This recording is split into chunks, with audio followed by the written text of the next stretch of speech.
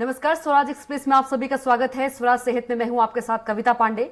और जब तक दांत में दर्द या कैविटी की समस्या न हो तब तक दांतों की हेल्थ पर हम में से ज्यादातर लोग बिल्कुल भी ध्यान नहीं देते हैं। हालांकि ऐसा करके हम सिर्फ अपनी डेंटल और ओरल हेल्थ से जुड़े रिस्क तो बढ़ा ही रहे होते हैं, साथ में कई जानलेवा बीमारियों के लक्षणों को भी अनदेखा कर रहे होते हैं। ये कौन कौन सी बीमारियां हैं और दांतों के जरिए इनके लक्षणों को कैसे पहचान सकते हैं, इस बारे में यहाँ जानेंगे। इसके लिए हमारे साथ चर्चा के लिए मौजूद हैं डॉक्टर स्नेहा कुमारी, दंत रोग विशेषज्ञ हैं, भाभा यूनिवर्सिटी भोपाल से। बहुत स्वागत है स्नेहा जी आपका। जी नमस्कार। जी नमस्कार। स्नेहा जी, सबसे पहले सवाल ये है कि जो पेशेंट है वो किन किन शिकायतों के साथ आते हैं? मैम, पेशेंट हमारे यहाँ बहुत सारी तकलीफ़ों के साथ आते हैं। सबसे पहले वो हमें शिकायत करते हैं कि उन्हें दांतों में दर्द हो रहा है, या फिर उन्हें दांतों की तकलीफ़ हो रही है, जैसे वो खाना चबाने में असहज महसूस कर रहे हैं। फिर उनके साथ ये तकलीफ़ होती है कि उनके दांत नहीं हैं। जब उनके ये सब सारी तकलीफ़ें होती हैं, फिर उन्हें हम अलग अलग डिपार्टमेंट में डिवाइड करके ट्रीटमेंट प्लान आगे करते हैं। जब इनकी ये चीज़ें आती हैं तो जिस डिपार्टमेंट से मैं बिलोंग करती हूँ डिपार्टमेंट ऑफ प्रोस्थोडोंटिस्ट से। हमारे डिपार्टमेंट में इलाज किया जाता है जिन दांतों की पुनर्वास का, जिन दांतों की तकलीफ़ें हैं, जिनमें दांत नहीं मौजूद हैं, हम उनके पुनर्वास का इलाज करते हैं। जी बिल्कुल, आपने बताया कि पुनर्वास का जो है निर्माण करते हैं। यदि बात करें जिनके एक भी दांत नहीं है, उनका कैसे इलाज किया जाता है? जी मैम, जिनके एक भी दांत नहीं है, उनके इलाज के लिए हम उनसे कहते हैं कंप्लीट डेंचर। कंप्लीट डेंचर में हम उनकी आम भाषा में हम उसे कहते हैं बत्तीसी। हम उनके पूरे दांतों का नाप लेके उनकी पूरी बत्तीसी को तैयार करते हैं। उसके हिसाब से, उनके नापों के हिसाब से उनके दांतों को एक के साथ एक मिला के उनके दांतों को बनाते हैं, जिसके कारण वो आगे जाके खाना खा पाए और सहज महसूस कर पाए। जिसके कारण खाना ना खा पाने के कारण उनकी सेहत पे भी काफ़ी असर पड़ता है। खासकर ये देखा जाता है बुजुर्गों में। जी बिल्कुल, अभी हमने मैम बात की जिनके एक भी दांत नहीं होते हैं, लेकिन जिनके पूरे दांत होते हैं, जिसमें से एक दो दांत नहीं होते, उनका इलाज कैसे किया जाता है? जिस प्रकार से मैम हमारे कंप्लीट डेंचर बनता है जिनके पूरे दांत नहीं होते हैं, उसी प्रकार हमारा ये बनता है पार्शियल डेंचर। पार्शियल मतलब आधा अधूरा।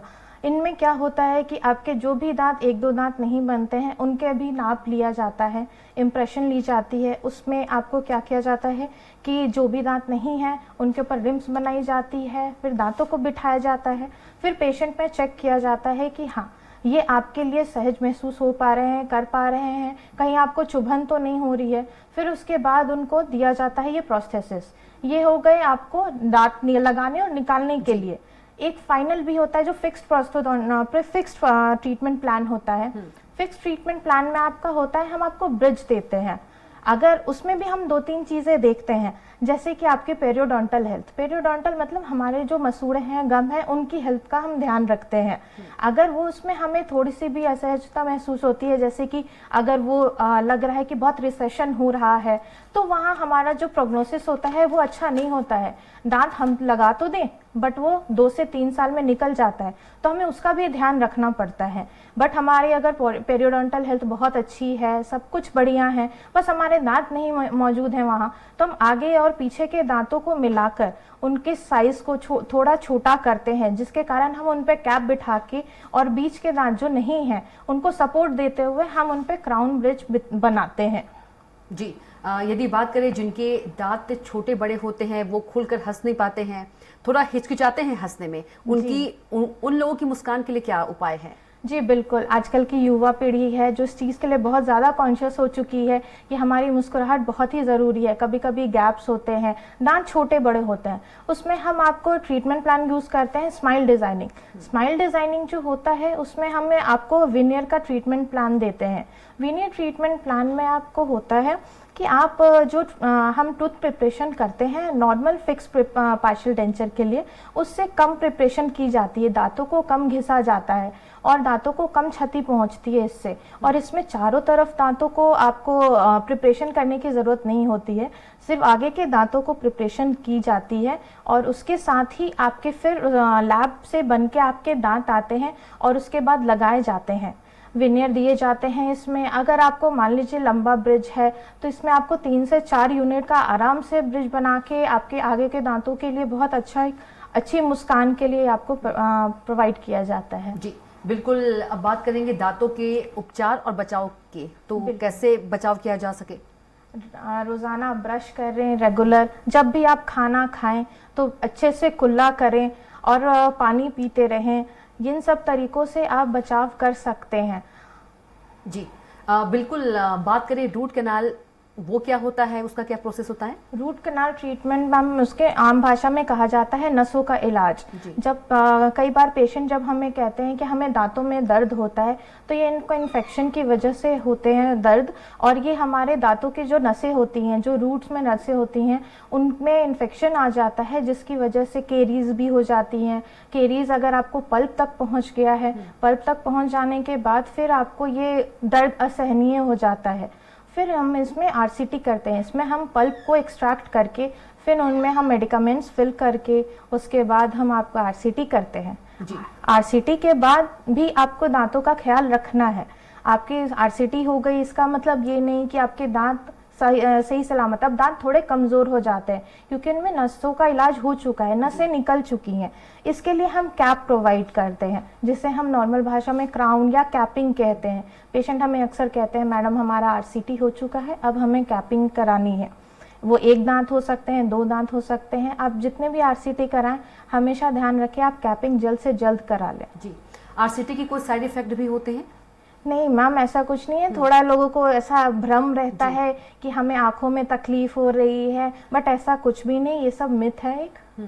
जी बिल्कुल। यदि दांत निकालने की बात करें तो उसके बाद क्या क्या सावधानी रखनी चाहिए? दांत निकालने के बाद कम से कम आपको 1 महीने का समय देना होता है हीलिंग के लिए, बट ये आपकी हेल्थ कंडीशन पे भी डिपेंड करता है। जैसे कि पेशेंट अगर हाइपरटेंसिव या बीपी का मरीज है या शुगर का मरीज है, तो इन सब मरीजों में जो हीलिंग होती है वो थोड़ी स्लो हो जाती है, तो हमें उनका खासकर ध्यान दिया जाता है। और खासकर जब पेशेंट बीपी का मरीज हो या शुगर का मरीज हो, जब तक इन सब का लेवल नॉर्मल नहीं होता है एक्सट्रैक्शन नहीं किया जाता है। और जी बिल्कुल। जी यदि बात करें पायरिया की, पायरिया भी एक बीमारी है जिससे लोग खुलकर बात करने में थोड़ा शर्माते हैं, हिचकिचाते हैं हंसने बोलने से, तो पायरिया से कैसे निजात पाया जा सके? मैम पायरिया सबसे पहले एक बैक्टीरियल इन्फेक्शन है जो हमारे मसूड़ों में हो जाता है। इससे सबसे पहली चीज़ ये होती है कि आपके मुंह से सड़न की बदबू आती है। एक बैक्टीरियल इन्फेक्शन है, इसमें सबसे पहले आपको हाइजीन मेंटेन, अगर आपने प्रॉपरली ब्रश किया है और आप रेगुलर खाना खाने के बाद दांतों की सफाई रखते हैं, फूड लॉजमेंट नहीं होता है, खाना जमा नहीं होता है खाने के बाद, तो हम इनको बहुत अच्छे से ध्यान रख सकते हैं। पायरिया का एक और रीज़न है विटामिन सी की डिफिशियंसी, तो हमें हमेशा ध्यान रखना है कि हम खाने में विटामिन सी की मात्रा को पूरी तरीके से लें। जी बिल्कुल। यदि आपने हालांकि कहा भी अभी, यदि बात करें खान पान का कितना महत्व होता है दांतों पर? खान पान का बिल्कुल बहुत महत्व होता है। हमें हरी सब्जियां खानी चाहिए, फ्रूट्स आदि ये सब हमें यूज़ करना चाहिए। हम अगर अच्छी अपनी डाइट को मेंटेन करेंगे तो वो हमारा हेल्थ मेंटेन करने में बहुत हेल्प करता है। हम जंक अगर लेते हैं तो वो हमें केरीज वगैरह डेवलप करने में करता है, बिकॉज वो एक एसिडिक रिएक्शन प्रिपेयर करता है हमारे माउथ में जो बैक्टीरिया को और बढ़ाता है। बिल्कुल। यदि बात करें दांतों में कैविटी के क्या कारण होते हैं? Bacteria ma'am, bacteria cavities bacteria की वजह से होते हैं, केरीज होते हैं, खाना जमता है, जो खाना जम रहा है वो अगर साफ नहीं हो पा रहा है और उनको हम अच्छे से निकालते नहीं है, ब्रश नहीं करते हैं, तो इन सब केरीज की रीज़न होते हैं। जी बिल्कुल। कई बार देखा जाता है कि जो लोग होते हैं जो ब्रश है बहुत अच्छे तरीके से करते हैं और कहा जाता है तीनों टाइम या दोनों टाइम भी करते हैं, लेकिन उनके दांत जो है वो चमकते नहीं है, पीलापन रहता है, इसका क्या कारण है? पीलापन कभी कभी हम ऐसे हमारे पास पेशेंट आते हैं तो उसके लिए आपके पास ब्लीचिंग का भी प्रोसीजर है, आप क्लीनिंग स्केलिंग कराएं, साथ में आप पॉलिशिंग करा सकते हैं। पीलापन हम सभी के दांत उजले चमकते नहीं होते हैं, हर किसी का अपना रंग होता है, ये हमें सोचना नहीं चाहिए जैसा कि बहुत पीला है। पीलापन अगर ऐसा है कि आपके दांतों में गंदगी है तो वो स्केलिंग से आपको चली जाती है। जी बिल्कुल। यदि बात करें दांत मजबूत करने के लिए कौन सा विटामिन लेना चाहिए? हमें सभी विटामिन सही मात्रा में लेने चाहिए और विटामिन डी, विटामिन सी सभी हमें ज़रूरी है हमारे पेरियोडोंटल हेल्थ और हमारे दांतों की मजबूती के लिए। कई बार मुंह से बदबू भी आती है, हम अच्छे से ब्रश करते हैं उसके बाद भी, इसका क्या कुछ कारण है और इसके क्या कुछ उपचार हैं? बिल्कुल मैम, बैक्टीरिया हमारे माउथ में जब ग्रो करते हैं तो वो एक सड़न की स्मेल, बदबू आती है। हमें हमेशा माउथ वॉश यूज़ कर सकते हैं हम, अगर आपको ऐसा महसूस हो रहा है 10 दिनों तक आप कंटिन्यू माउथ वॉश एक टाइम यूज़ करें और उसके बाद फिर 10 दिनों का आप गैप लेके उसको आगे कंटिन्यू कर सकते हैं। बिल्कुल। यदि बात करें दांतों में कैंसर के क्या लक्षण होते हैं? मैम, कैंसर के लक्षण आपको बहुत सारे प्रोग्नोसिस हो सकती है। सबसे पहले आपको माउथ ओपनिंग भी छोटी हो सकती है, जिसे हम OSMF कहते हैं। जो तंबाकू खाने वाले लोग होते हैं उनके दांतों में एक अलग सा उजला पदार्थ हमें गालों की तरफ, चीक की तरफ पता चलता है, दिखता है, फाइब्रॉइड्स आते हैं, ये सब लक्षण होते हैं। और पेशेंट बहुत जब वो खाना खाते हैं तो उन्हें जलन होती है। ये सब इनिशियल स्टेजेस होते हैं कैंसर के। जब वो डेंटिस्ट के पास अगर आते हैं तो ये पहले ही डायग्नोस हो सकते हैं और इनका इलाज भी हो सकता है, बट अगर ये देरी हो जाती है तो फिर ये कैंसर में बदल जाते हैं। जी बिल्कुल, ये तो कैंसर की बात थी। यदि बात करें, क्या कैल्शियम की कमी से भी दांत खराब होते हैं? नहीं मैम, कैल्शियम की कमी से थोड़ी सी हमें दिक्कत हो सकती है, बट ऐसा नहीं है कि calcium is completely responsible, but हमें ध्यान देना चाहिए। जी, अभी हम कैंसर की बात कर रहे थे, कैसे पता लगाए, शुरुआती लक्षण क्या होते हैं, इसके बारे में जानकारी दीजिए। शुरुआती लक्षणों में जैसे मैंने आपको बताया कि जलन होती है, जैसे पेशेंट वो तीखा नहीं खा सकते हैं, उनको जलन होगी। फिर माउथ ओपनिंग उनकी कम होगी, जैसे हमारे 30 से 40 mm का मुंह खुलना चाहिए, उनकी माउथ ओपनिंग कम होते जाती है। वो 10 से 20 जब आती है तो हम चेक करते हैं अपने फिंगर से आप माउथ ओपनिंग चेक कर सकते हैं। जब वो 3 से कम हो जाती है तो वो चीज़ें तकलीफ देने लगती हैं। उसके बाद आपको कभी कभी पीड़ा होती है, फिर उसके बाद बायोप्सी की जाती है। फिर बायोप्सी के डायग्नोसिस में ये पता चल जाता है कि हाँ, ये सेल कैंसरस है या एक बिनाइन है या मैलिग्नेंट है। बिल्कुल, ये सारे स्टार्टिंग लक्षण जो हैं वो आप बता रही हैं। जी, तो उस समय क्या सावधानी बरतनी चाहिए? हमें हमेशा जैसे कि तंबाकू, बीड़ी, इन सब का सेवन नहीं करना चाहिए। इन सब के सेवन से हमें कैंसर होने के सबसे ज़्यादा चांसेस होते हैं। जी बिल्कुल। यदि बात करें आर्टिफिशियल अंग की, वो भी लगाए जाते हैं आपके यहाँ में? जी हाँ मैम, उसे हम मैक्सिलोफेशियल प्रोस्थेसिस कहते हैं। आजकल वीडियोस में आपने बहुत देखा होगा, वायरल हो रखे हैं कि हाँ, किसी के आँखों की प्रोस्थेसिस दी जा रही है, उनकी एक आँख नहीं है, किसी कारणवश वो बचपन में निकल गए हैं। कोई एक व्यक्ति है, बस वो एक आंख से देख रहा है, बट उनके पास दूसरा आंख लगाने का ऑप्शन नहीं है, तो हम वहाँ पे उनको एक आर्टिफिशियल देते हैं। ये हमारे भाभा यूनिवर्सिटी के कैंपस में ये सभी ट्रीटमेंट का इलाज बहुत बखूबी होता है। कुछ पेशेंट्स ऐसे आते हैं जिनमें एक्सीडेंटली उंगलियां कट जाती हैं फैक्ट्री में काम करते हुए, वहाँ पे हम उनकी उंगलियों को अभी एक पुनर्वास करते हैं, नाप लिया जाता है। उसके बाद सिलिकॉन के मटेरियल से उनके उंगलियों को बनाया जाता है और फिर उनको एक फिक्स प्रोस्थेसिस दिया जाता है। वो जैसे हूबहू हमारे दांत, हमारी उंगलियां होती हैं, हमारे अंग होते हैं, वैसे ही किया जाता है उनका। जी, कई बार देखा जाता है कि जो मसूड़े हैं वो फूल जाते हैं, उसमें से पस निकलता है, इसका क्या कुछ कारण है, ऐसा क्यों होता है? मैम, जब मसूड़े हमारे फूलते हैं, हमारी पेरियोडोंटल हेल्थ की वजह से होते हैं। हमारा जो जिंजिवाइलिस बैक्टीरिया है उसकी ग्रोथ की वजह से ये हमें प्रॉब्लम आती है। और जो पस होता है, पस का हमें पस डिस्चार्ज करना पड़ता है। उसके बाद हम एंटीबायोटिक ट्रीटमेंट देते हैं, उसके बाद ये चीज़ें सबसाइड हो जाती हैं। जी, कई बार ये भी देखा गया है कि जब हम ब्रश करते हैं तो उस समय खून निकलता है, ऐसा क्यों होता है, इसका क्या कुछ कारण है? ये पाई गया कि भी ये शुरुआती लक्षणों में आता है। पेशेंट के गम्स की हेल्थ जब अच्छी नहीं होती है, काफ़ी वो लूज होते हैं, हम ब्रश कर रहे हैं और कभी कभी पेशेंट ब्रश भी ना हार्ड ब्रिसल के यूज़ करते हैं। हमें हमेशा सॉफ्ट ब्रिसल के ब्रश यूज़ करना चाहिए। तो उन ब्रशों की वजह से हमारे मसूड़ों को भी क्षति पहुंचती है, तब भी हमें ऐसा होता है।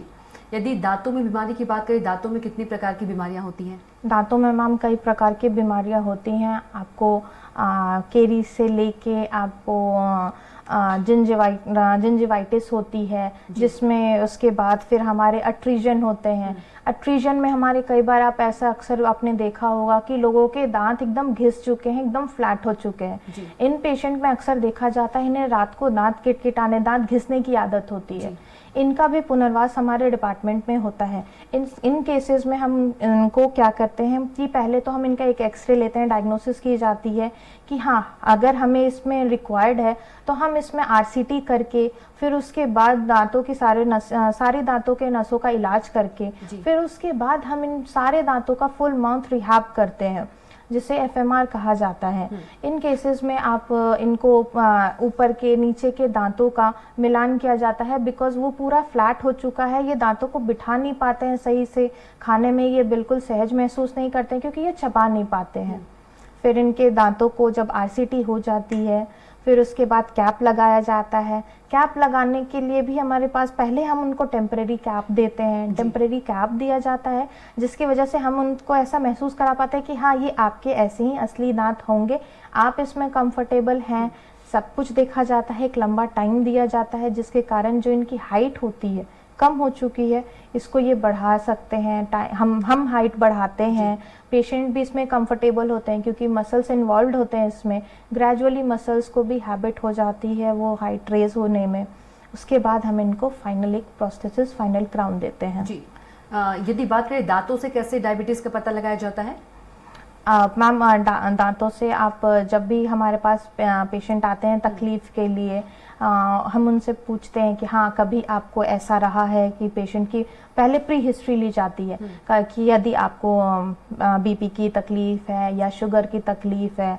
अगर पेशेंट ऐसा रहा कि उनको नहीं पता हो तो हम एक टेस्ट ज़रूर कराते हैं कभी भी एक्सट्रैक्शन के पहले। अनकॉन्शियसली अगर पेशेंट डायबिटिक है और उनको बीपी की तकलीफ है, अगर उनका एक्सट्रैक्शन किया जाता है तो उनकी ब्लीडिंग कंटिन्यू होते रहती है। ब्लीडिंग रुकने में बहुत ही समय लगता है जिसके कारण पेशेंट सिंकोप में भी आगे जा सकता है। इसीलिए हम प्रायर कभी भी एक्सट्रैक्शन वगैरह के पहले एक हिस्ट्री ले लेते हैं और टेस्ट कराते हैं। जी यदि बात करें बच्चों की तो बच्चे कैसे अपने जो दांत हैं उसको स्वच्छ रखें? बच्चे तो छोटे होते हैं मैम, इनके सबसे ज़्यादा ध्यान माँ बाप को देना चाहिए। बच्चों को रेगुलर ब्रश कराना चाहिए। जब भी वो चॉकलेट वगैरह खाएं, कुछ भी चिपचिपा सा पदार्थ खाएं, हमेशा अच्छे से कुल्ला करवाया जाए, ब्रश कराया जाए। खाना अगर फंस रहा है तो उनको ब्रश के द्वारा निकाला जाए। हमेशा दांत की सफाई रखी जाए, बस इतने से काफ़ी होता है बच्चों के लिए। बिल्कुल। यदि क्या होता है कई बार हम ब्रश करते हैं अच्छे से भी, उसके बाद भी बदबू बहुत ज़्यादा आती है, तो इसके क्या कुछ कारण है, इससे कैसे निजात पाई जा सके? मैम वही सेम पायरिया हो गया आपका, फिर खाने जब फंसे रहते हैं आपके दांतों में, इसके कारण भी कई बार ऐसा होता है।